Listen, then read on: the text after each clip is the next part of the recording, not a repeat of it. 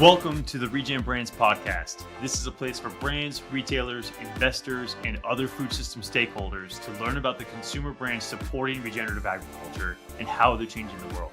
This is your host, Kyle, joined by my co-host, AC, who's going to take us into the episode.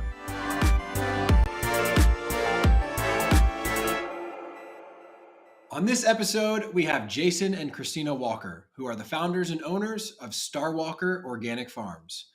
StarWalker Organic Farms produces various beef, pork, and chicken products on a 3,000-acre Regenerative Organic certified farm in Northern California. They're one of the biggest producers of organic pork in the United States, and they sell their regenerative organic products wholesale, direct-to-consumer, and through their branded CPG SKUs. The family also owns and operates a certified organic processing facility with slaughter, cut, and value-added operations, serving their farm and many others in the community. In this episode, Jason and Kristina give us the lowdown on how they're producing the world's first regenerative organic certified pork. They educate us on how essential processing is in building market access for regenerative farmers, and they share the inside scoop on what is coming from their family of operations in the future. It's safe to say the Walkers are doing a lot, and we really enjoyed getting the behind-the-scenes view into all of the ways they're pushing to produce, process, and market regenerative food. Let's dive in. What's up, everybody? Welcome back to another episode of the REGENBRANDS Podcast. Very excited today to have Jason and Kristina Walker from StarWalker Organics with us. So welcome, y'all. Thank you. We're excited to be here. Yeah, you know, we had some serious drama prior to hitting record. Jason, who's the farmer, not the tech-savvy guy, the farm guy, is in there coding, getting things worked out. We're not recording, we're making it work. So we made it. Super stoked we get to record this episode today. For those who are unfamiliar with StarWalker Organics, give our listeners a quick lay of the land. What sort of products do you produce? Where can people buy your stuff today? Yeah, For sure. So that's great. We happy to be on the show, and we have a kind of a laundry list of products, but our big things are beef and pork. So we are certified organic, regenerative, organic pork and beef. And we also raise crops like alfalfa and grains for our pigs, and then also grasses and a lot of grazing for our animals. As far as where we can buy these products, we sell direct to consumer online. We ship all over the country, and we've been doing that for about 4 or 5 years. We also just launched our jerky line in Sprouts. And I think we're at 400 stores. Kristina would know that for sure. We also we have some local places that we sell to, and we also deliver locally as well too. We have a delivery van, and it takes Nice. meat and products all over the counties. Amazing. Love it. Do you all, I mean, this is a tough question, but do you two have a favorite specific product? Like one product? If you had to choose one product you had to eat for the rest of your life, what would it be? Bacon. Bacon. Well, easy choice. I thought that could be a process, Easy but choice. No. super simple. No, it's a must. I mean, I always tease people how much bacon we eat a week at our house, and Oh, yeah. I think most people would probably think that was crazy. But when you raise the pigs and you know where it comes from, you just eat the heck out of it. Mm-hmm. I mean, Jason earlier said that he only eats one meal a day, and now we all know that that's just bacon. Yeah, just bacon. That's his diet. Well, I mean, you guys are the first rock pork, I think, in the world. Yeah. And so we're definitely excited to learn more about that. And I think pork is an animal and or product that is like the epitome of how degenerative our food system has become. So the fact that you guys are doing it in the exact opposite way is something we want to definitely unpack. But before we go there, give us some background on y'all. Jason, I think you're third, fourth, fifth generation. Like, give us some background on the family, the farm, y'all's relationship, and how this whole thing kind of came together. Yeah, so we're a third generation farm. My grandpa originally bought the farm in the early 70s, I believe. And then my parents took over not long after that, and kind of carried the torch for a lot of years. Kristina and I came back about 12 years ago. Nice. We had careers doing other things, and left the farm for quite a few years. But I think it was a good experience for us to learn what's going on in the rest of the world, and then come back. I've always had a bug for farming. It's even when I left, I always trying to figure out a way to get back. We never really intended to come back, but through a few things with construction and other things, we ended up landing back home. And so yeah, my parents originally went certified organic over 40 years ago. Back when were they also doing cattle and pork, or what were they growing? Yeah, so we had cattle. When the farm started, it was mainly only cattle. We put up a little bit of hay for the cattle in the winter, but so we had Hereford cattle all the way up until I was probably in maybe middle school or something. My dad took advantage of a good high market and got rid of the cattle, and then just went all crops after that until we came back to the farm. And then when we came back to the farm, we knew that we wanted to incorporate animals, and so our first herd that we bought was a group of Scottish Highlands. We have a thing of wanting to be different. I don't know what it is, but everybody around us is Angus and a few little Herefords here and there, and we thought, well, we'll be a little different. We'll get these shaggy longhorned animals that don't quite grow as fast and probably don't make us quite as much money, but we love them. It's become a kind of a mascot per se. And so anyways, to continue the story along, we took over the farm and got the cattle, and then we started raising pigs just kind of for our own use. And that developed over a few years into more and more and more. And then, recently the regenerative organic came around. We've been basically doing these regenerative practices on our ground since I was a kid. And so it was just a mesh that worked out good. We saw the kind of all the buzz about regenerative, and we thought, well, what's the best, thing we can do? And the regenerative organic just felt like a good fit. So we're happy to get that certification on our pigs and our cattle and all of our ground. And, the aspects of how it's good for the employees and good for the land. And, I think good for us marketing wise, it's all been amazing. So we farm, so we have roughly over 3,000 acres. A little bit of that is broken up into range ground. Cattle spend springs and falls and the range ground, and then we have about 1,000 acres of irrigated pasture ground, and about 1,000 acres of crop ground where we raise alfalfa, grass, and all the grains that we need for making our pig food. So yeah, and then recently in this last year, purchased a processing plant so that we can have full integration of our products from birth all the way through to the finished product that we're shipping out to our customers or getting in retail. Hell yeah.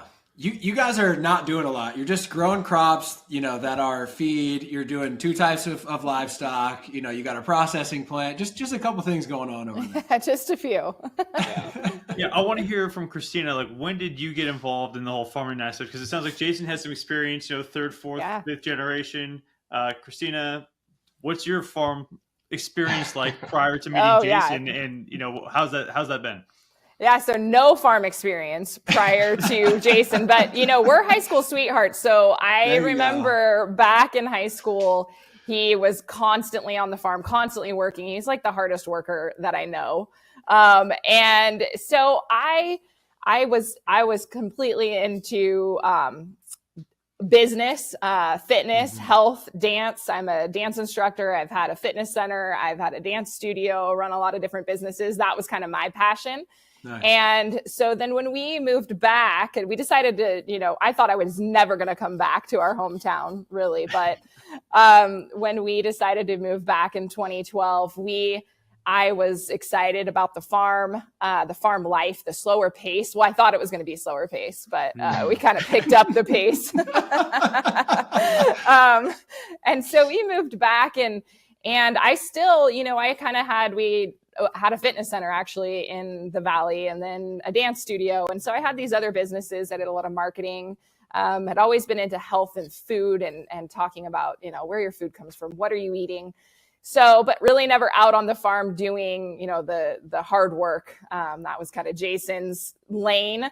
But then, in 2020, I decided, obviously, close down my studio and said, let me put all my efforts into this. I think we can launch, do a little bit more and get our direct to consumer program going and get some products out there in the market. And so that's kind of when I came on board, was in 2020. And then I have never looked back. I mean, I love it. It's so exciting. I've actually learned a ton. I knew a little, but I've learned a lot more. And actually, you know what? Back in 2022, I heard an episode, the Kettle and Fire episode that you guys did. It was like episode 12 or something. Yeah, I heard that. Yeah. And that inspired that whole, the rock. I mean, we were doing regenerative and we've been certified organic, but that piece of it kind of inspired this. Like, we want to have a rock product. So that was kind of our initial, let's go big with a rock product. So yeah. That is like, I got such like the warm fuzzies right now. Not just because Kettle and Fire is the brand I work for, but to know that an episode that we did inspired the first rock certified pork in the world. Like, that is so cool. So really appreciate that share. And good on you for taking up the challenge. And like, we want to get into some of that. So let's just go there now. Like, what was it like going from, organic, and it sounds like you had already established a lot of these regenerative principles, but not yet certified. So what was that transition like? And what were some of the hardest parts, and what were some of the biggest learnings from you all? I think the biggest learning we had is, kind of even what most people don't realize is, it's hard to raise pigs outdoors, and to meet all the standards, not only the organic standards, but the regenerative standards. We're also GAP 4, which is hard to achieve, both on our cattle and our pigs. And so, figuring that all out, the logistics, trying to deal with raising pigs outdoors and the elements. And I think that was probably, a little hesitation at first, I'll be honest, because, I knew it was going to be hard to do that with the pigs, but we've been doing great, and the cattle were easy. I'm going to be honest. The cattle, it's like you feed them, you put them on pasture, they're happy-go-lucky. But pigs, trying to keep that operation cruising has been fun. We're up to, right now we have about 250 sows, and we're going to produce 4,000 plus finished pigs a year. And so just figuring out the logistics and the operation of how that's going to look has been pretty intense. But, we love it. I mean, we've got some great employees, and the whole rock aspect of it has been great. They've been really good to work with, and they understand the challenges that we are facing, and they've been amazing to work with. So we got 4,000 pigs a year, on pasture, just rotating around up there. I mean, that's what's going on. Yeah, there's a lot of pigs. Wow. 4,000 pigs. It's hard to imagine what that looks like. When we knew that we were going to grow that big, it was like, okay, we had an idea, but now we see it. Yeah. We've had John and Holly on from Singing Pastures, and they kind of educated us on, like, I guess the word I would use would be like mischievous. Like, pigs are just like a little mischievous. And so I just can't imagine you trying to wrangle that many of them, and rotate them and do that in a regenerative fashion. So we need to get up there for some content to witness 100%. That, it sounds like. Yeah. And most people forget, pigs like to root and they like to rub, and, so fences, get destroyed, and fields kind of get messed up. But, I think the joy of looking out there and seeing them frolicking on hillsides and pastures and digging it. Sometimes they dig a big hole and you can't even see half the pig. It's just down in the ground. And they're just having the time of their lives. So, it's kind of an interesting thing to, know that you're doing good to the soil, but you're also beating it up a little bit with the pigs, and it's kind of fun. Yeah. Good natural disturbance is what we would call it, right? Right. Well, I want to really hone in on the pig conversation here, because I've talked to some folks in the regenerative space, and they will sometimes say, there's no way you can regeneratively raise a pig.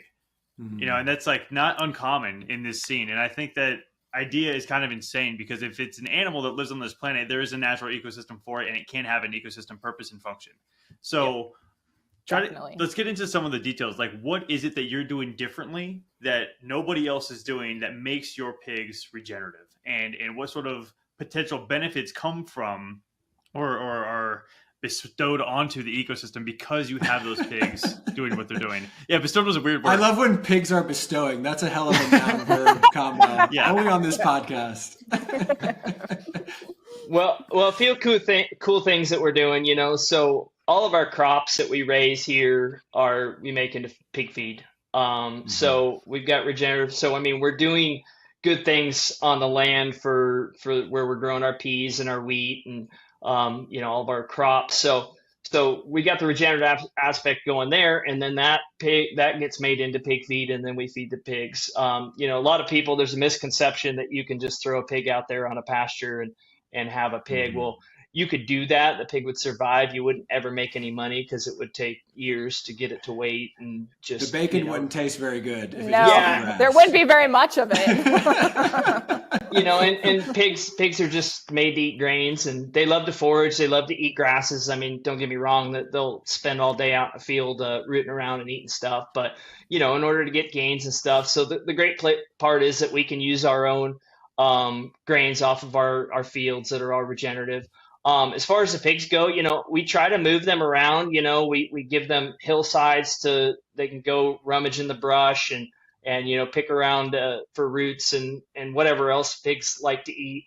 But yeah, I mean, it's a challenge. Obviously, the regenerative aspect of it is trying to keep them from making it a muddy mess and having runoff and stuff like that. You know, we had 20 inches of rain the month of December, you know, which is unusual for us. Wow. And, you know, there was lots of spots where I'm like, okay, this doesn't look like a beautiful regenerative scene, but, you know, the pigs are still having fun. And so, you know, trying to keep pigs from destroying the ground and stuff is a constant challenge. But, you know, when you get them moved and you get them out on a nice big, you know, chunk of ground and they can frolic and be happy. And then we go back and plant some grains or some cover crops on places that they've been, and, you know, that all the manure and, you know, everything, pig feed, everything that gets scattered around while they're there, you know, that's just helping build the soil profile and, you know, create some good soil life. Mm-hmm.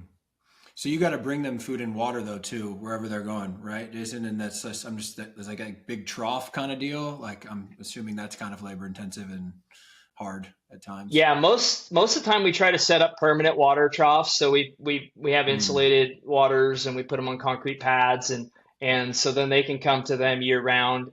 In certain situations we just gotta, you know, use a hose and let it drip a little bit. But yeah, we gotta constantly be moving feeders around depending on which paddock they're in and you know, kind of trying to move the feeders around so they get different impact in different areas. And so, I mean, it's a little bit of a moving a lot of pieces around, but, you know, it's still, you know, what we feel like is good for the soil, good for the ground, and obviously good for the animal. Right. I've got to ask, like, you're painting this beautiful picture in my mind of like how this all works. And, you know, you see these videos of like, you know, people herding cattle or like the dogs herding sheep. Like, how do you move pigs? Like, what do you use to move them where you want them to go? That is a great question because moving pigs is not easy. You know, I always say it's like herding cats, and, you know, I'm sure people have heard that saying all the time, but they're smart. But like 250-pound cats, right? Or more, exactly. Like what, 400-pound cats? Yeah. Well, yeah, especially the sows. You know, and we've got ornery sows. You know, and you start messing with their piglets, and the piglet squeals, and that sow will, you know, turn unhappy real quick. But, you know, we kind of develop, you know, scenarios and we kind of try to create some funnels and some alleyways and get them from spot to spot. But most of the time they're curious enough to where you open a gate and eventually they're all going to be heading that direction. And when that one goes, the rest of them will follow pretty easy. So, you know, usually it's the smaller guys that are a little bit more, you know, they're not really sure which direction to go, but they get a little older, they get smart, and they get savvy, and they kind of understand what's going on. Okay. I want to see this. I'm going to have to come down and check this out. Yeah, we're going to have a pig party. Last curiosity for me on the pigs is there a genetics component? Like, is there a specific genetic or breed that you guys use that you think is optimal for whatever this situation is? Yeah, so we get all of our genetics from an outfit out of Minnesota. They've got a reputation of having great genetics, and so we get all of our breeding animals and our boars from them. It also keeps a cohesiveness for our meat quality and everything. So we know the genetics are the same. We're not introducing something else, halfway down the road, and all of a sudden, oh, how come we're not getting the yields or different fat content? So keeps everything really consistent for us. So we can buy breeding stock from them pretty much at any time as we need it, and Nice.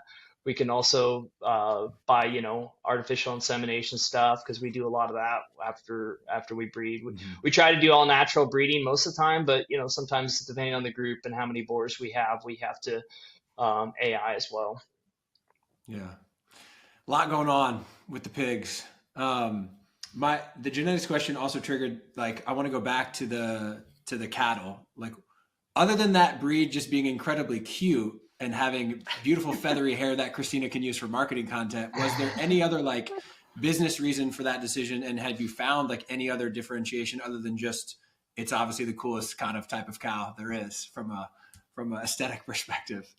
Yeah, well, full disclosure, that's how it started, and we still have a huge Highland herd. We probably have we started off with 20 or so breeding animals, and I think we're up to close to 100 breeding animals now. But we have now we have Angus, and Gotcha. we've developed two different markets for depending on which animals. So the downside about the Highlands is they take about 3 years to fully finish out. They just grow a little slower, but I tell you what, though, you get to that 3 years, and I mean, it's the best quality meat that you can buy. I mean, I like to tell people it's similar to buffalo, just really deep, dark, rich meat, and they carry a heavy coat, so they don't have to carry as much fat, so it's pretty lean, but it just tastes amazing. So I mean, right now we have a upper tier that we sell that Highland for, the Highland beef for, and then everything else is Angus. We just, in order to meet the demand, we had to kind of differentiate and kind of have some more options. I can get Angus animals to finish out in 2 years, so it speeds up the timeline a little bit on some of the markets and stuff we do. But which the Angus is still grass fed, grass finished. I mean, it's still beautiful stuff, but the Highlands definitely a step above. But besides for them being really cute, I mean, they're a pain in the butt to get through, working them in the corrals. They got big horns, but they're great moms. I mean, we never have issues as far as with any calves or anything like that. So I mean, there's so many benefits to them, but I think right now it's definitely Kristina on the marketing side is a big plus. We love them. We love them. I believe it. It wouldn't be a podcast episode if I didn't talk about a book. And I've talked about this book so many times that I feel like everybody's practically read it by now if you listen to the episodes. But this book is called The Dorito Effect. And the book opens with the story of this woman who's trying to make this dish that for her husband, the same way his mom used to. And it's this chicken dish. And every time she does it, she gets it wrong. And he's like, no, it's not the same. It's not the same. It's not the same. And she eventually finds that she bought an older chicken from some guy who had an heirloom breed, and it was a slow growth chicken. And that was the flavor difference that made the husband finally be like, oh my gosh, this is the same. Yeah. So to your point, like that 3-year growth curve, it will have a difference, and it makes me really want to try it. And I eat a ton of bison. So the fact that you're like comparing it to bison is like, yes, like I need to try this. So it sounds fantastic. And it does seem to demand a premium. And I'm curious on the website, I'm really asking this for myself. There doesn't seem to be a lot of like cut options for the Highland. It's only like the big boxes. I can't just go and buy one steak. Is that correct? I know. We decided not to do the Highland again because it's so limited. We have a limited amount per year. So we decided to do boxes. It is kind of that higher end and not the cuts. And the thing is too, when we're shipping direct to consumer, we have a, kind of a minimum of what people need to order anyway. So we put together some good boxes in that Scottish Highland, but yeah, you can't just can't just order one steak. I'll just have to make the investment, go I big know. and, have some friends over and have a good time. Yep. Okay. I have a super operations process nerd question. Is there significant challenges in processing that animal because of the different fur? What's it called? It's called hair, fur, coat? Yeah. I mean, well, as far as limitations with the the hair, fur, whatever we want to call it, there's not really limitations there. The limitations are the horns. At our facility, I mean, everything's set up to have pretty much a non-horned animal cruise through there. So getting them through there and meeting all the USDA standards and certified humane standards, it takes time. They get through there. It's amazing what they can do with their horns. I mean, we have 3-foot wide horns that are going through a narrow chute, and they just move their head slowly. And if they gets caught, they back up a little bit and they turn in a different direction. And it's amazing to see. And they're super gentle. A lot of people would expect or think that maybe, but you can pretty much just help them along if you need to. And they're in the corrals. You don't feel like they're going to jump or attack you or anything like that. So I think it's just their demeanor and everything enables them to get through there, and we can still harvest them in a nice, humane way. Mm-hmm. Got it. AC, you go ahead. No, you're good. Go ahead. I think we might have been going the same direction. This brings up the opportunity to talk about the processing facility. And I think it sounds like this was a recent acquisition for you all. So let's first talk about what you were doing prior, why it was so important to you to end up owning your own facility, and what that means for the future of the company. Yeah, I'm gonna jump in there because we were back in 2021. We launched our first jerky product, and our jerky product was not organic. Now here we have organic meat, and we were so excited to have an organic product out on the market that was packaged. We had our meat that we were selling direct to consumer, but we really wanted something even more. We wanted to add value. So we launched this jerky, and we could not find a processing plant. We could not find a co-packer. We could not find anything that would label this jerky organic anywhere. We were going all over the place. We were going into Nevada, states all surrounding us. And we couldn't find it. So we had I just want to pause it real quick, because maybe some consumers might not know this, but like, you can raise the meat organic, but if the processing facility does not have organic certification, the end product will not have an organic certification. Correct? Exactly. That is correct. Yeah. Yes. The processing facility has to be. So you have to have the processing facility where you're getting the animal harvested and processed, as well as the co-packer. If you're going to have a co-packer, whoever's doing that value add piece of it also has to be certified organic to have that label on your package. And so we were frustrated, but we went ahead and launched our jerky, and it didn't say organic on it. So, even though it was made with organic beef, and we were doing pork at the time too, so pork jerky and beef jerky.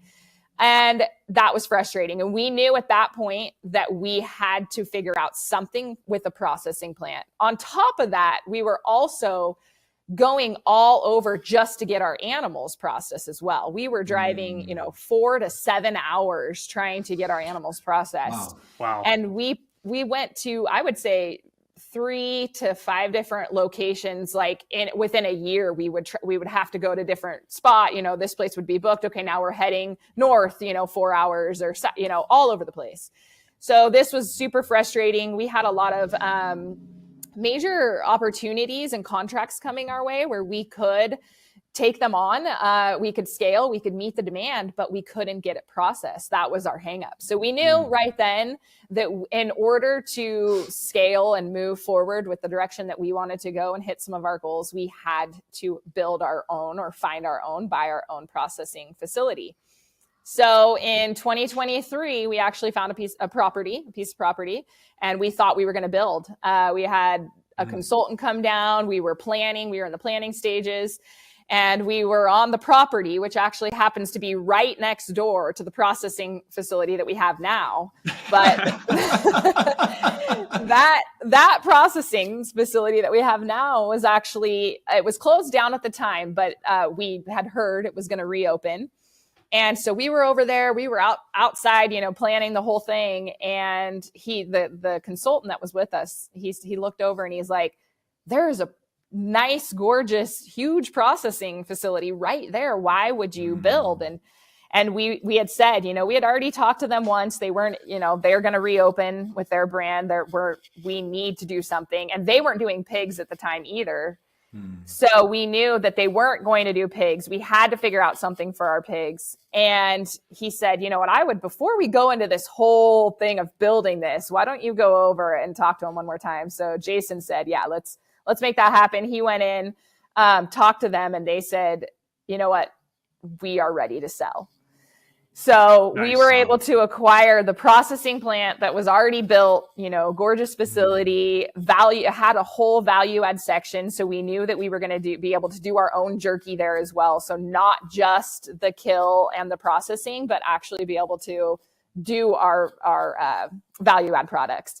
And so within value add, that's like finished good products. Like you've got retail ready packaging coming out of that facility. Yeah. And value adds really when you take that and you're adding ingredients or something for jerky, beef snack sticks, bacon, those are the value add products that we're able to do. Right. And so within 4 months, we actually had, from that conversation, we had acquired the plant, and 2 months later we were up and running. Wow. So it was very quick. And that happened at the very beginning of 2024. So it's pretty recent. And because of that, that's why we've been able to scale in 24 and now into this year of 2025, and a lot to come. Yeah. Amazing. Just a 3,000 acre farm, a big processing plant, and a CPG brand, Yeah. Like why not? Like, let's send it. We have big goals. We love it. Well, I want to highlight this organic processing piece and manufacturing piece, because I think that it's really hard to do all of these things, right? To be a regenerative farmer, to process your food. And we talk a lot about in a lot of episodes, the different barriers. And this is like one of those non-sexy barriers that I don't think gets enough attention, but the lack of processing infrastructure and the impediment it leaves for brands who are trying to do the right thing. Like, why would you go through all of the work to become ROC certified if you can't sell your products with a ROC certification? Oh, so frustrating. So frustrating. I could only imagine. Yeah. I mean, you must have, I don't know the words I would have said. It would have been bad. It would not have been recorded. Yeah, it's just important to highlight that, because I think as a society, as we deindustrialize our food system, we need to figure out how we create more access and pathways for people to do the right thing and be able to sell their product for the premium that it deserves. And I'm glad that you all have been able to navigate that for yourselves. And it seems like you're tuned up and ready to go and grow more out of this facility, which is awesome. Yeah. And we did it for others as well. I mean, it's not, people are kind of around in our area coming to that, realization, regenerative, maybe a little bit organic, but definitely regenerative is important. And so the processing plant, we do other farms and animals as well. So amazing. Yeah. So we're doing Northern California, Southern Oregon. So I think you're absolutely right. It's so important to have these facilities that we can utilize in the way that we're intending to grow our brands and get a good product out there. And have somebody operating it that understands the farmer context, right? So many times we see that these middle market players, whatever they may be, like, they really don't understand the regenerative farmer context, and they don't build the economics like correctly, I guess. And I don't want to put the full onus on them, but we just need more, I think, transparency and understanding there. But yeah, I cut you off, Jason. What were you going to add in there? Oh, I was just going to mention how nice it is for the animal wise. I mean, we're literally driving 20, 30 minutes from the farm to the processing facility, and I've shipped cattle before that have had to go, 6 hours to get, or more to get to the processing facility. And so, I mean, I just think about the welfare of the animals. I mean, we all know perfect scenario would be farm, but this is probably the next best thing. We're less than 30 minutes away from it. And so I think it's got a lot of wins, and plus, like Kristina mentioned too, it's great for the community as a whole too, to be able to have that local access to processing. No doubt. Well, while we talk about value-added products, I make pizza every Sunday. It's like a ritual. I make pizza and I watch hockey. And I have yet to find a pasture-raised pepperoni like pork pepperoni. Ooh. So I'm just planting Okay. the seed. If you all want to take up the challenge, I will be a very loyal customer every single week buying a pack of pepperoni. So just I'll have to admit we have a laundry list of those sorts of things that we're that are hopefully coming. Yeah, that are coming. It's almost tough at sometimes to the opportunities are endless, and especially with meat, there's just so many cool things out there that we want to obviously have our brand on or at least be part of, at least our meat in them. And so anyways, we've got some cool things in the works that are going to be happening here this year, and so a lot of things will be rolled out. Well, AC, you go ahead.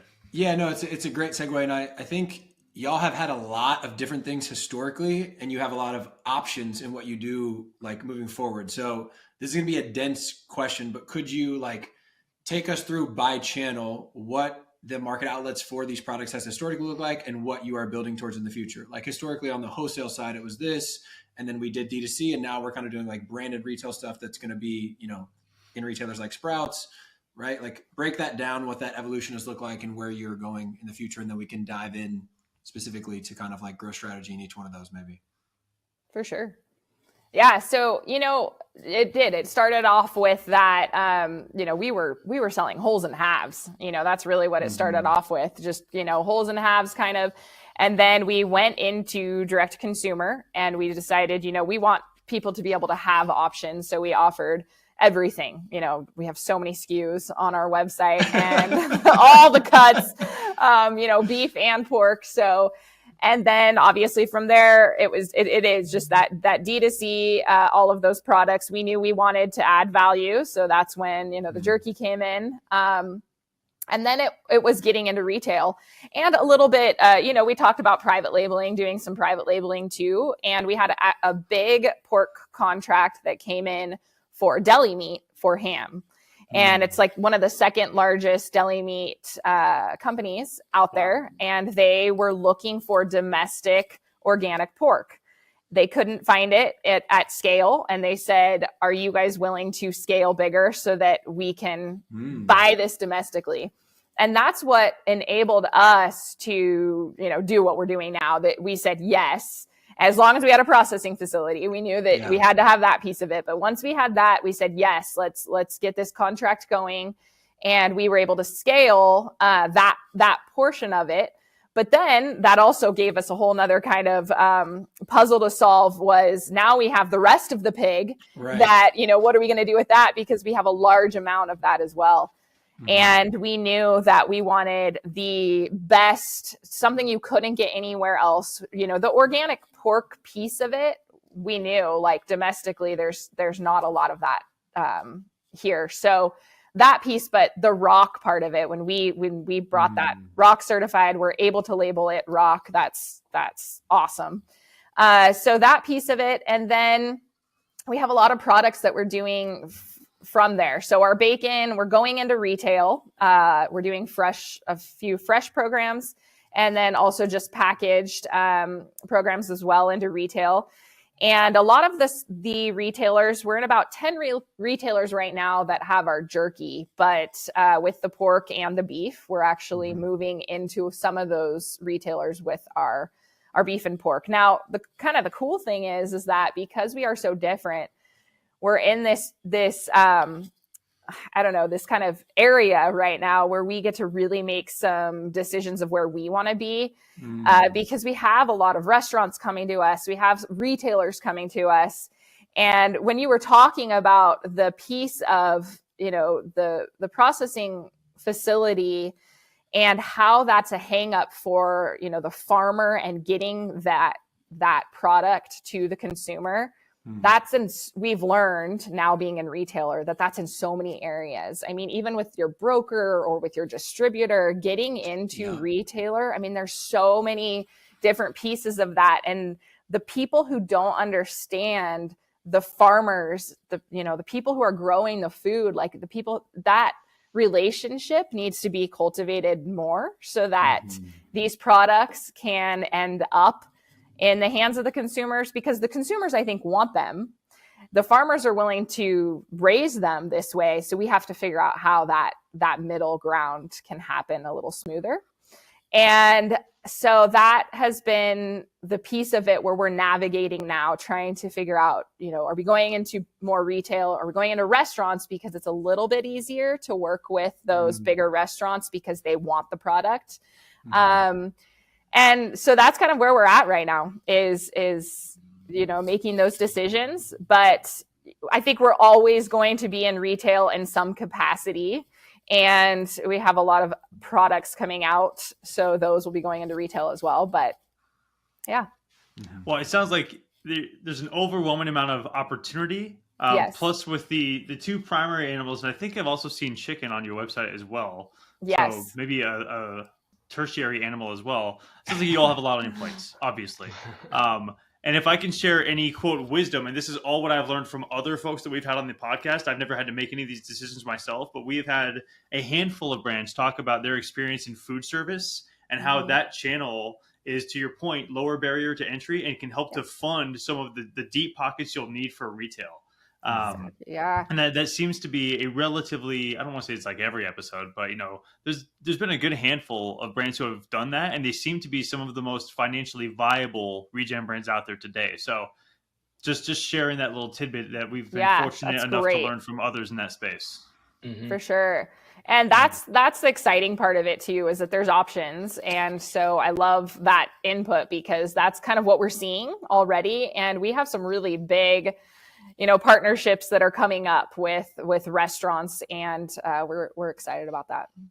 I selfishly just want to ask, how many pizza places are you talking to? And what's the demand for the pepperoni? Yeah. Oh, we can. I'll promise maybe only one more poke this episode. I can't swear I'm not going to do it. So something that we haven't talked about, which would be good for y'all to educate us on or just walk us through, is we know how it works for you guys to get the packaged ambient beef jerky into the Sprouts innovation set. And we know that's happened for your brand. But Kristina, you just mentioned fresh programs. And for the audience that doesn't understand, that's like putting bacon behind the meat counter at the grocery store. Right. Does that product also flow through a UNFI, KHE type distribution system, or is it totally different? What does that look like? Or maybe packaged refrigerated bacon versus typical CPG world that we've talked about ad nauseum on the show. For sure. We're learning all about that right now. I can't tell you how much we've learned in the last year. It's been, when I look at a year ago to what we know now, it's oh, wow. So basically with the Fresh program, we're actually in talks with a big retailer that is out in Texas. And, we have found that we actually can, the distribution part of it is a little bit different than, your normal CPG product. And so we're actually, we would get the product to their distribution center. And so we wouldn't use a KHE or UNFI. We would actually get the product to them, which isn't a problem on our end. And then from there, they distribute it out into their local retail stores that are in that area. And that Fresh program is where then, the meat goes behind the counter. Now, one challenge that we just came across, we didn't know before, is because we're organic, if the retailer does not already have an organic protocol for a Fresh program, that also provides challenges. Gosh. Yeah, because you're talking about now having the conventional meat, fresh meat behind the counter, as well as the organic. And that has brought up a few issues that we have talked through, and we are looking at trying to figure out. But in that case, there's been some times where they've just said, we just need it in a package. So then it'd still be a Fresh program, but it would be packaged. So the bacon would already come packaged. They wouldn't be, or the meat, the beef would be packaged already from our facility, fresh to their facility. And additional question on that sort of Fresh channel, is that a branded play? Can it be a branded play? Because in my mind, I think that it's one of the, I hate the lack of transparency there. It's oh, hey, you're just buying ground beef. You don't know who it's from. You don't know where it came from. You don't know what maybe it's gapped this or gapped that. But can you have branded Fresh in those sorts of channels? Yes. Yeah, definitely. And actually the retailer that we're working with, they would like to have that brand, that story. Amazing. They want us to come into the store, tell that story to the customers. So that's a very, exciting part of it too. So I'm glad that we're able to do that. Nice. Love to hear that. Yeah. We've said it a couple of times on the podcast. Y'all are doing a lot. This takes a lot of capital and support. Like, what has that journey been like? And, how are you doing all of this, I guess? Well, who's your rich uncle is really the question. Right? Yeah, really. We wish we had one. That would be helpful. There's times where that would be very helpful. So yeah, it's definitely been a journey. We started off just pretty much self-funding everything and trying to figure out how to manage the peaks and valleys, and then we realized that okay, we have to build some inventory of animals and infrastructure, and then we brought on a great partner, Mad Capital. They've helped us greatly in acquiring, giving some funding to acquire some animals and to get some breeding stock, and so that's been a big boost. We also have a kind of a thing that it's fun and it involves gets people involved. We call it the Cattle Club, but people can actually essentially purchase cattle, but basically help fund the operation and be part of us, Wow. buying more animals. And so that's been cool because we get, friends, family, acquaintances that they love what we're doing. They want to be involved. They how can we help? And it's a good way for them. They get a good return on their money, and it's a good way for them to feel like they're part of the system. But, I think one of the downfalls of, farming in general, but really CPG and, regenerative and organic, we're definitely pushing a direction that mainstream isn't necessarily going. We've got a good, I would call it a cult following, but regenerative is growing like crazy. Organics had steady growth for a lot of years, but the percentage of the food that's out there is obviously very small on the organic and regenerative side. And so it's no different with the funding. It's getting people aware of what you're doing, why it's different, why you need the funding, need the kind of the help, the push, especially to get into retail. There's a lot of carrying that's involved there of we raise these animals for years, and then we process them, and then we ship them, and then we wait to get paid. And it's kind of funny because we've got all the risk and the minimal reward, I guess. Let's say that. So it just takes lenders and I think there's a lot of push towards it now. I think there's a lot of interest in the private world and venture capital world. But I think the more that we can get those people involved and seeing what we're doing, most of those people seem to want to put money in agriculture anyways, and so hopefully if they can gear it towards the people that are really doing good things. And we have a product. We know we've gotten the emails and the inquiries about our regenerative organic beef and pork, and so we know the demand's there. It's just a matter of making sure that we can put all the pieces together to get it out to the people. And another thing too with that is, one of our goals is to show that regenerative organic beef and pork can be profitable. And so that's been a big piece of what we do, what we want to kind of put out there.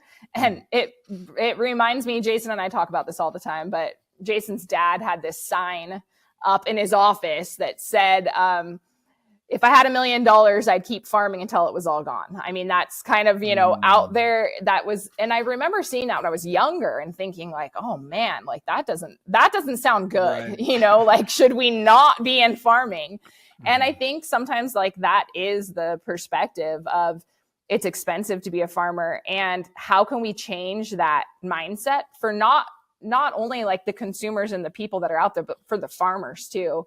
And especially in our, area, in our county, there's a lot of people that think, oh, we cannot switch to organic. We cannot become regenerative organic certified because it's way too expensive and we're going to lose all of our money if we do that. I mean, that's kind of the mindset. So we've been really trying to show people and be leaders in just our area of, we can do this. This can be profitable, especially if we link arms together, especially if we get more people involved, if we collaborate on, bigger, higher levels with other people, other farmers, other investors, other brands that are doing the same thing, and make this really come, just bring it up and noticed more. And so one of the things that we've done to do that is we have a kind of a partner producer program for our pork.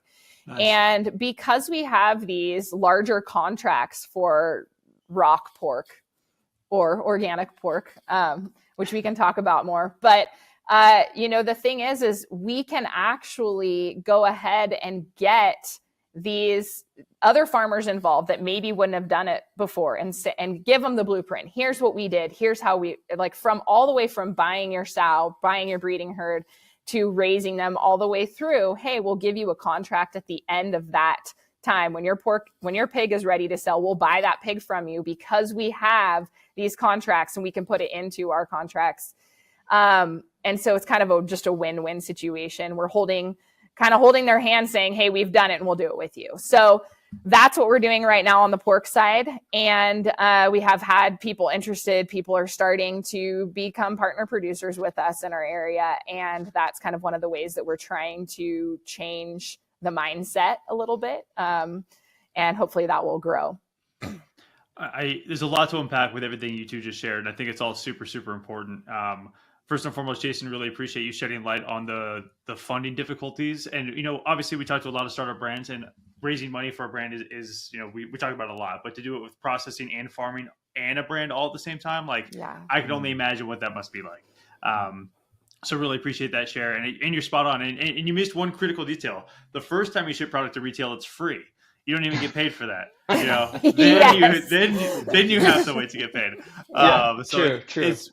It's really brutal. And I can only imagine that, raising these animals and then having to go through the entire part of, I'm losing my train of thought here, but producing life from cycle. 0 to 100 instead of just 50 to 100, it must be really difficult to deal with that. Yeah.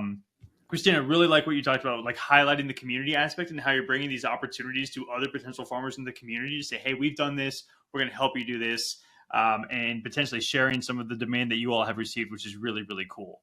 I do want to circle back to what we discussed previously, the second largest, I think you said it was a ham producer, is now sourcing your organic ham or pork or hog or whatever the proper terminology there is, but they're not going to be using the rock label. So there's secretly, this is regenerative organic pork, the first in the world, and that is not going to be conveyed to the consumer.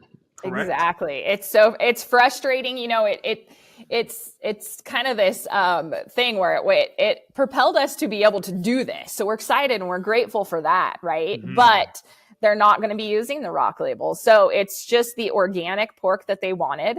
And we have had a lot of people come to us and ask for, especially bacon. I mean, obviously, everyone wants bacon. Yeah. And so they want the organic bacon, but we really want it to be labeled rock. That's super important to us. We've passed on a lot of opportunities because we don't want to let it just go out into the market. We also would like our brand to be on it. There's some things that we would love to collaborate on, but to let it go just labeled organic, not rock, is not really what we want to do. So we're kind of hoping to have that only be the ham, that part of it.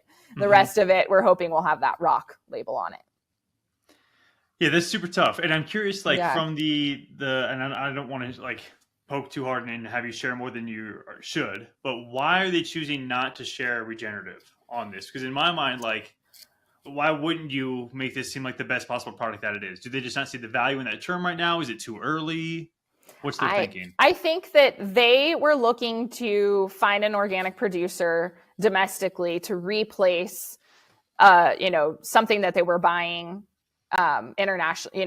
They were looking to replace a product that they already had. So they haven't looked at expanding into that rock portion of it yet. We're constantly pushing that. Hey, what else could you even offer? And let's get it labeled rock. But there hasn't really been the interest from them yet. Got it. Well, credit where credit is due. Mysterious ham producer, thank you for looking for domestic organic pork. Awesome. Yes. Good on you. And maybe you can help. And I'm sure, you two will do a better job than anyone trying to convince them that like, hey, there's some validation here in this regenerative thing. Come check out our farm, see what we're doing, understand what this means and why it's important. So all in time. Yeah. We're always inviting anybody who comes and, wants to buy our products, or we're saying, come and look and see what we're doing. I mean, that's the key piece of it right there. The more people that we can get, on the farm to check out any regenerative farm and what they're doing, it's really eye-opening. Yeah. And I want to touch a little bit on like resiliency. And, we've just had these incredibly devastating fires in California. We've had an insane hurricane season on the East Coast and in the Carolinas in particular, and I think good business practices creating resilient agricultural land, right? And implementing these regenerative practices is theoretically supposed to be helping with this sort of stuff. And Jason, you talked before about, 20 inches of rain. And I'm curious, how does your land hold up against that type of like a weather event versus some of the land around you? Have you all noticed any significant differences in how you can tolerate weather systems like that versus everyone else? Yeah, I mean, especially on my cattle ground, any of my irrigated pastures, it's amazing how much water storage they can take. Sometimes you don't even notice it. Wow. You get 20 inches of rain and there's no puddles out there still. Whereas, you got neighboring fields that are, maybe more monocropped or something like that. And you can see the runoff happening.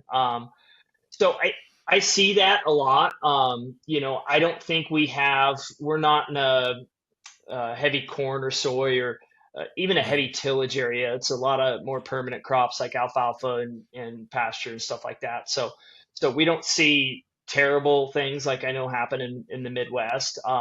But I think the benefit of running animals on your land is it's obvious and everybody knows it. I think there's just a few people that are maybe just, they can't quite wrap their head around intensive grazing or moving their animals more often or kind of just leaving a lot of extra,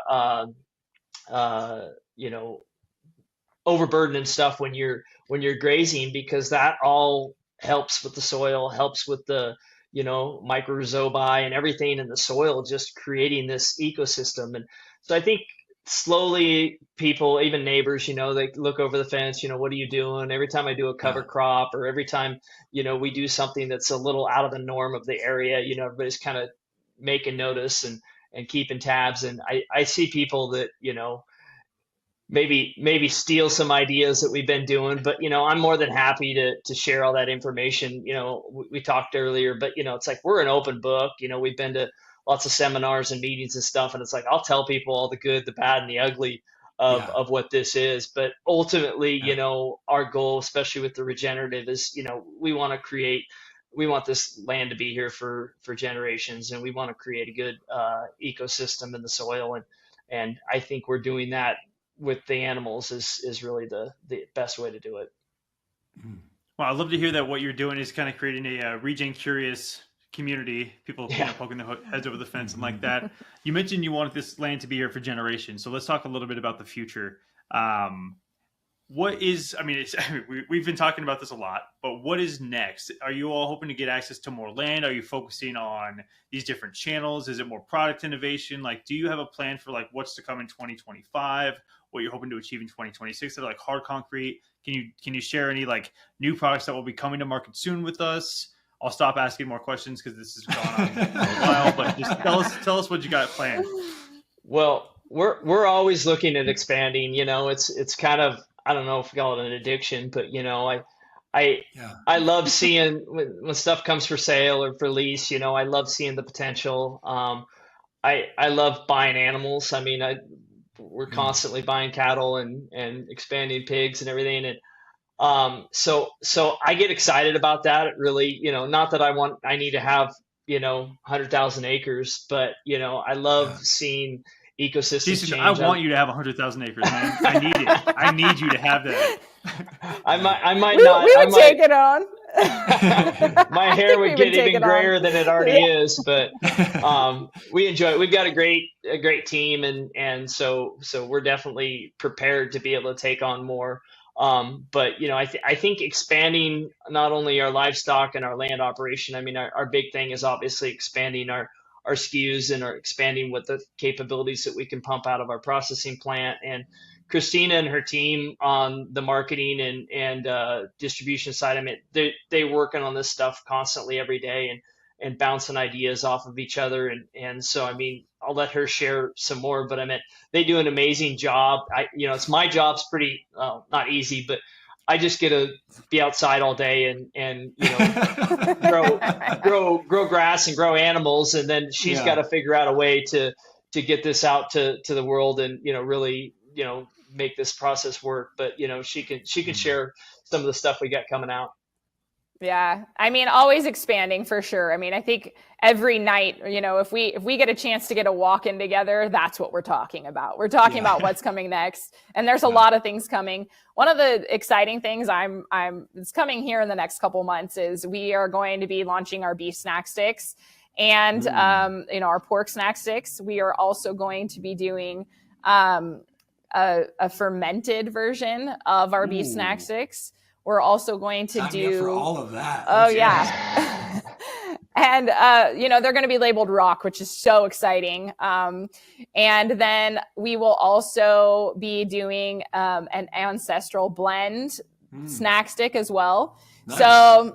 So we have, that's kind of right now we're working on the snack stick piece of things. And, we were hoping, January, but we're looking at, February, March. We're giving ourselves a little bit more time than that short turnaround on the jerky that we did. So that's kind of the next thing coming. But then after that, we have a lot of products, that are, cooking tallow, and that'll be labeled rock, all these things that we want to, there's so many options, right? I mean, we have beef and pork and we have so many options. Jason's favorite thing. Well, I'll let you say it, Jason. What's your favorite thing? He's been talking about it for years. And it's coming. I love pork rinds. I love pork cracklings. And there you go. I don't know. It's just such a great snack when you're, out working all day long. And, I usually throw a few bags in my truck. And the thing is there's not an organic option out there, much less a regenerative organic option on that side. And so I'm kind of excited. Our chef right now is kind of working on some preliminary stuff. And, we got to figure out, how we're going to mass produce it and get it out to the world. But I'm hoping we can have something by end of this year on that line too. Hell yeah. Well, we're looking forward to the proliferation of product innovation from StarWalker Organics coming soon. This has been a super fun conversation, y'all. We'll take it home with the final question that we ask everybody. How do we get Regen Brands, to have 50% market share by 2050? How do we do that? Yeah. So, I knew you were going to ask this, and I've been pondering over this, and my biggest thing is really like, how can we get the distributors and the retailers on board and understanding that this, not only do the customers want it, but how do we get them to work or create some sort of infrastructure together? And I know you guys are working on that too, and we're super excited about hearing how that all develops. But, how can we get some cohesiveness between those two things and, ultimately the farmer? I know sometimes there's a processor in the middle, or there's everybody's kind of trying to dip out of the pot. But if we can get them on board and get them, understanding that this is what the customer wants and how they can support the farmers and the people, producing the products, I think that's really the key, because if we don't have those distributors and those retailers on board, it's going to be an uphill battle. I think every Regen brand is willing to take that battle on, but we can definitely move this along a lot quicker with their help. Amen. Yeah. Yeah. I'm trying really hard not to share a personal anecdote on that right now. I'm going through this exact problem, launching a specific Regen SKU with a specific distributor who has red tape that won't allow me to do what I need to do because it's a limited product release. There's only so much supply.